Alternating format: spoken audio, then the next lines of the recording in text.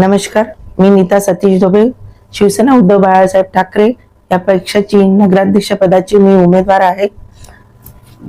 काय सांगणार म्हणजे ते कोणकोणते विकास मुद्दे लक्षात घेऊन आपण ही निवडणूक लढत आहात? या निवडणुकीमध्ये हिंगणघाट शहरामध्ये जे नगर परिषद मध्ये आमच्या इथे 40,000 करदाता आहे, पण त्या पद्धतीचं जे नगर परिषदेच्या माध्यमातून त्यांना सुविधा मिळायला पाहिजे त्या सुविधा त्यांना मिळत नाही आहे. त्या सुविधा मिळण्याचं मी प्रयत्न करेन आणि त्यानंतर आरोग्य सेवा, शैक्षणिक सेवा आणि याच्यामध्ये येणाऱ्या महिलांचं सक्षमीकरण, महिलांचं आरोग्य या सर्व गोष्टीचा मी उद्देश घेऊन या निवडणुकीमध्ये आता उतरली आहे. आणि हिंगणघाट शहराचा सर्वांगीण विकास, ज्या हिंगणघाट शहरामध्ये योजना सुरू आहे, ज्यांचं अपूर्ण नियोजन आज या शहरामध्ये त्या कामाच्या अपूर्ण नियोजनामुळे जे लोकांना समस्या येत आहे त्या सुद्धा नियोजनाचं परिपूर्ण नियोजन करून काम मार्गी लावण्याचा मी प्रयत्न करणार. आणि शहरातल्या लोकांना म्हणजे आता या निवडणुकीमध्ये खरं तर धनशक्ती विरोधात जनशक्ती अशी ही निवडणूक आहे. आणि गोरगरीब जनतेला, सर्वसामान्य जनतेला मी त्या पदावर जर आली तर नक्कीच वेळ देईल आणि माझ्यापर्यंत कोणी आलं तर कोणाचं काम होणार नाही असं होणार नाही.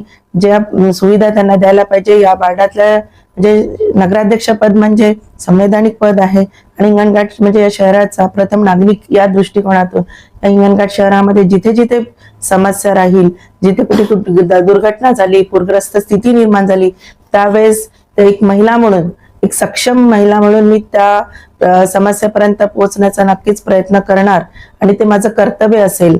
आणि हेच काम करत आज मी 20 वर्षापासून नगरसेविका म्हणून या नगरपालिकेमध्ये काम करत आहे आणि लोकांचा विश्वास मी आजपर्यंत संपादन करत आली आणि माझ्या कामाच्या माध्यमातून मी तो विश्वास नगर परिषद मध्ये अध्यक्ष म्हणून जर आली तोच विश्वास मी कायम आपल्या कामातून ती कामाची पावती मिळवत लोकांपर्यंत पोहोचेन आणि त्यांचा विश्वास संपादन करेन. काय एक आपली मतदार बंधू आहे, जनता आहे, त्यांना काय प्रेमाचा संदेश असणार आहे? प्रेमाचा संदेश म्हणजे बघा, आता मला कित्येक लोक म्हणतात की तुमची आघाडी व्हायला पाहिजे होती, महाविकास आघाडी पाहिजे होती तुमची पक्षांसोबत. जशी आता वरच्या स्तरावर आमची महाविकास आघाडी आहे, त्या तुमची युती असती तर फार छान झालं असतं.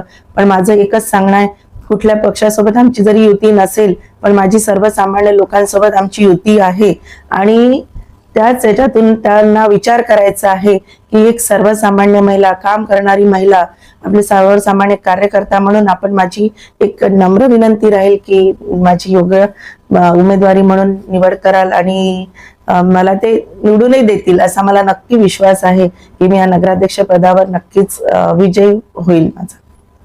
आणि माझी आपल्या सर्व हिंगणघाट शहरातील जनतेला माझी विनंती आहे की येत्या 2 डिसेंबरला नगरपरिषदेची निवडणूक आहे, त्यामध्ये मला नगराध्यक्ष पदाकरिता मशाल या चिन्हावर निवडून द्याल अशी मी आपल्या सर्वांना नम्र विनंती करते. जय हिंद, जय महाराष्ट्र.